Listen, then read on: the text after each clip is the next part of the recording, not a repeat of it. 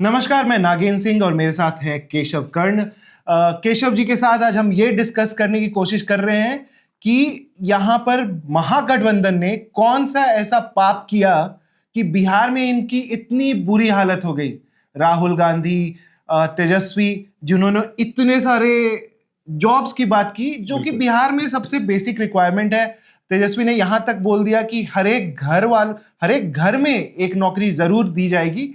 लेकिन इसके बावजूद बिहार ने चुना नीतीश कुमार को, बीजेपी को, जिनके ऊपर राइट विंगर होने के भी आरोप लगते रहते हैं। और ये सब कुछ होने के बावजूद, जन सुराज का एक ऑप्शन होने के बावजूद, महागठबंधन बुरे तरीके से हार गई।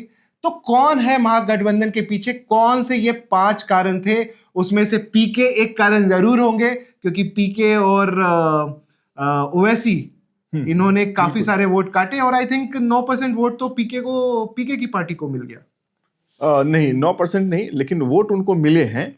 दरअसल पीके जितने बड़े फैक्टर होने वाले थे उतने बड़े फैक्टर हो नहीं पाए, और इसीलिए आप कह सकते हैं कि महागठबंधन की हार के जिम्मेवार पीके भी हैं। क्योंकि पीके और ओवैसी को इस चुनाव में बैलेंसिंग फैक्टर समझा जाता था कि अगर महागठबंधन का पलड़ा भारी है तो इधर से जनसुराज आ जाता है, जिससे कि यह उम्मीद की जा रही थी कि ये एनडीए के खेमे का वोट काटेंगे। उसी तरह अगर महागठबंधन का पलड़ा भारी है तो इधर एमआईएम आ जाती थी कि ये इनका वोट काटेंगे, एमवाई समीकरण वाले वोट काटेंगे। सो अगर हम ओवरऑल बोले कि 5 रीजंस क्या है महागठबंधन के फेल होने के, राष्ट्रीय जनता दल के फेल होने के? सबसे पहली बात, मैं राष्ट्रीय जनता दल को इस बड़ी जीत का थोड़ा सा क्रेडिट भी देना चाहूंगा। कम से कम तेजस्वी यादव ने आज से 1.5 साल पहले जो मुद्दे उठाए थे चुनाव को लेकर के, उन्होंने जो टोन सेट किया था इलेक्शन का, आखिरकार पहली बार बिहार के इलेक्शन में वो मुद्दे रहे मैदान में। चाहे वो नौकरी का मुद्दा हो, पलायन का मुद्दा हो, गरीबी अशिक्षा का मुद्दा हो, ये बात की गई बिहार में। हालांकि वोटिंग लाइन इस बार भी कास्ट लाइन ही रही है, लेकिन डिस्कोर्स में ये सारे इश्यूज थे। तेजस्वी का प्रचार कास्ट, जो कि हमेशा से एक मुद्दा बिहार में रहा ही है, हम माने या ना माने, कास्ट के ऊपर तो वोट होता है। लेकिन यादवों के रहते हुए सबसे बड़ा जो पॉपुलेशन है वो तो यादवों का है जी, उसके बावजूद भी हार। हाँ बिल्कुल, लेकिन समीकरण ऐसे बने जिसकी वजह से महागठबंधन हारी। अगर महागठबंधन के कारणों की विवेचना, हार के कारणों की विवेचना करते हैं, पहली बात हम देखते हैं कि महागठबंधन हारी कहाँ से। पहली बात तो वो हम जो कह रहे थे कि तेजस्वी यादव ने टोन अच्छा सेट किया था। बाद में देखिए नीतीश कुमार ने भी वही लाइनें पकड़ी। उन्होंने भी, पहली बार ऐसा हुआ है कि नीतीश कुमार या एनडीए अपने घोषणा पत्र में नौकरी देने का वादा कर रही है। अब है सवाल कि तेजस्वी यादव 2 करोड़ कह रहे हैं, ये 1 करोड़ कह रहे हैं, भरोसे का सवाल हो गया। वो एक कहावत है कि better 1 in hand than two in the bush जी। तो यहाँ पर लोगों को लगा चलो ये कम से कम 1 करोड़ दे रहे हैं, ये तो देने वाले हैं, चलो इन्हीं के साथ चल जाता है। और ये हमेशा हो रहा है।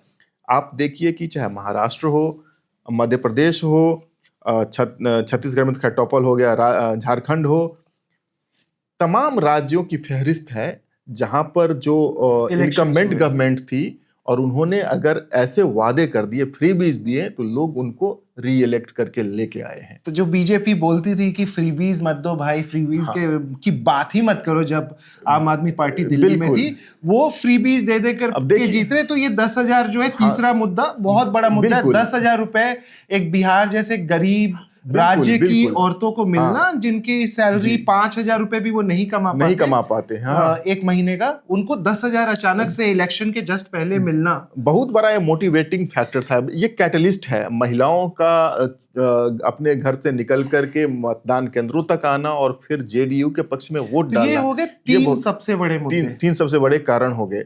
एक फ्रीबीज, ऑफ कोर्स इसमें जो 10,000 है, और इसके अलावा भी जीविका दीदियों का मानदेय बढ़ा दिया गया, आशा कार्यकर्ताओं का मानदेय आप जैसे बताए थे कि जीविका दीदियां जिनको की जो कि कॉन्ट्रैक्ट एम्प्लॉइज होती हैं, लेकिन उनको सरकार की तरफ से ही पैसा मिलता है। और ये जीविका दीदी का पूरा रोल जो था इस इलेक्शन में काफी बड़ा था, ऑर्गेनाइज कराने में काफी बड़ा रोल था। जो बीजेपी पहले करता था, पहले बीजेपी करती थी, बूथ लेवल एजेंट्स बनाते थे, कार्यकर्ता बनाते थे, जिनका काम होता था लोगों के घर तक जाना, उन्हें कन्विंस करना कि आप वोट देने चलिए, और ये सभी लोगों के घर तक जाते थे। इनफैक्ट वैसे लोगों के घर पे भी जाते थे जो बीजेपी के वोटर नहीं है, उससे एक थोड़ा सा संबंध तो बनता ही था जी। और कई बार वो कन्विंस भी कर लेते थे घरों से मतदान केंद्र तक आते आते। वो रोल इस बार जीविका दीदियों को दिया गया। जीविका दीदियों को कहा गया कि आप लोगों को मतदान करने के लिए प्रेरित करें, जो कि कहीं से भी असंवैधानिक नहीं है। किसी भी सरकारी कार्यकर्ता को आप चुनाव वोटिंग, प्रचार में नहीं जी, लगा सकते जी, हैं, लेकिन चुनाव प्रचार में, लेकिन आप मतदान वोट के करने के लिए लिए, जरूर हाँ, बोल मोटिवेट सकते हैं। करने के जी। लिए उस काम में लगा सकते हैं। ऑब्वियसली अगर जीविका दीदी कहीं पर जा रही है, किसी को कन्विंस कर रही है, तो किसके फेवर में कन्विंस करेगी? अगर नहीं भी करती है तो ये एक तरह से सरोगेट कैंपेनिंग है ना। जी। अगर जीविका दीदी जा रही है तो मैं भी देख रहा हूँ कि अच्छा ये जीविका दीदी, इनको नीतीश कुमार ने रखा है, चलो हम भी इनके और साथ हो इसके लेते हैं, हमें भी खिलाफ नीतीश कुमार रख अपोजिशन लेंगे। इस स्टेप के खिलाफ कुछ नहीं कर मुझे सकती। लगता है अपोजिशन ने इसको आइडेंटिफाई ही नहीं किया कि भाई जीविका दीदी का इस्तेमाल क्यों हो रहा है। और जीविका दीदी का इस्तेमाल हो रहा है तो उसी तरह कोई इनको भी एक काउंटर फोर्स बनानी चाहिए थी, वो भी नहीं हुआ। तो महिला शक्ति का भरोसा नीतीश कुमार के साथ बना रहा। महागठबंधन ने इस चीज को आइडेंटिफाई ही नहीं किया कि एक नीतीश कुमार के पक्ष में बहुत बड़ी ताकत है, बहुत बड़ा वोट बैंक है जो लामबंद हो रहा है। हमें हमेशा कास्ट फैक्टर की बात करते हैं और नीतीश कुमार एम फैक्टर से जीतते हैं। कास्ट फैक्टर में लोगों ने देखा आरजेडी के पास, महागठबंधन के पास एम वाई समीकरण, दो बड़े बड़े वोट बैंक बंधे हुए हैं। बीजेपी के पास सवर्णों का वोट है, बनिया वोट है और कुछ महादलितों के भी वोट हैं।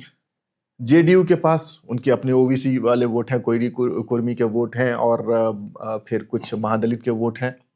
लेकिन लोगों ने ये नहीं सोचा कि एक महिला वोट बैंक भी हो सकता है। अक्रॉस कास्ट लाइन किसी भी समुदाय की, किसी भी जाति की महिलाएं हों, उनका भरोसा नीतीश कुमार में कायम था। जब हमारा दौरा चल रहा था बिहार में, चुनावी दौरा, हम कई ऐसी जगहों पे गए जहां पर वो समुदाय नीतीश जी का वोटर नहीं माना जाता है। ऐसा समझा जाता है ये कांग्रेस का वोटर भी हो सकता है, ये बीजेपी का भी वोटर हो सकता है कि आरजेडी का भी वोटर हो, इंक्लूडिंग मुस्लिम। वहां भी नीतीश कुमार की स्वीकार्यता थी। लोगों की उम्मीदें थी कि अगर कुछ देंगे तो नीतीश कुमार ही देंगे। तो मुझे समझ में आया कि चार में महिला सबसे स्ट्रॉन्ग थी, विद जीविका दीदी। हाँ। पांचवा क्या था? फिफ्थ थे राहुल गांधी। अब ये स्ट्राइक रेट देखिए नागेन, शराब और राहुल गांधी। हाँ, 60 सीटों पर कांग्रेस चुनाव लड़ती है बिहार में और केवल 6 सीटें जीतती है। स्ट्राइक रेट उनका 10 है। कैसे मुकाबला होगा? अगर आरजेडी थोड़ा पुल भी कर रही है तो कांग्रेस उसे पुल बैक कर ले रही है। दूसरी तरफ देखिए कि एनडीए में बीजेपी 90 सीटें जीत रही है तो जेडीयू 80 सीटें जीत रही है। एलजेपी रामविलास, उनको जितनी सीटें मिली है उसकी 1/3 वो जीत रहे हैं। वहीं पर कांग्रेस इतना पिछड़ रही है। ये तो एक लायबिलिटी की, क्योंकि कांग्रेस के पास कोई वोट बैंक नहीं बच गया है। वो अपने अलायंस पार्टनर को कोई वोट बैंक ट्रांसफर नहीं करा पाते हैं। ये एक समस्या है। दूसरी समस्या, कोट अनकोट, जो सबसे बड़ा सेटबैक हुआ है महागठबंधन में और इस पूरे चुनाव में, वो राहुल गांधी की वोट अधिकार यात्रा थी। उसने बिहार चुनाव के जो रियल इश्यूज थे उसको बैकग्राउंड में पुश कर दिया और वहां से जो तेजस्वी यादव का कैंपेन लड़खड़ाया है वो लास्ट तक पटरी पर नहीं आ पाया। और जब थोड़ा पटरी पर आया तो हरियाणा में जाकर के फिर से उन्होंने वोट चोरी का राग आलाप दिया। ये अंत तक लोगों को कंफ्यूज ही करता रहा, अंत तक कि भाई क्या हो रहा है। और इसी में एक और कारण ऐड कर दूं, ये तो 5 बड़े कारण हैं, छठा कारण भी है, ओवैसी फैक्टर इस बार भी चल गया। प्रशांत किशोर का पीके फैक्टर नहीं चला, जनसुराज का सिक्का नहीं चला, बिल्कुल ही नहीं चला। एक सीट भी नहीं जीत सके। केवल 2 सीटों पर, 243 सीटों पर उन्होंने उम्मीदवार उतारे थे, केवल 2 सीटों पर उनकी जमानत बची है, बाकी 241 सीटों पर उनकी जमानत भी जब्त हो गए।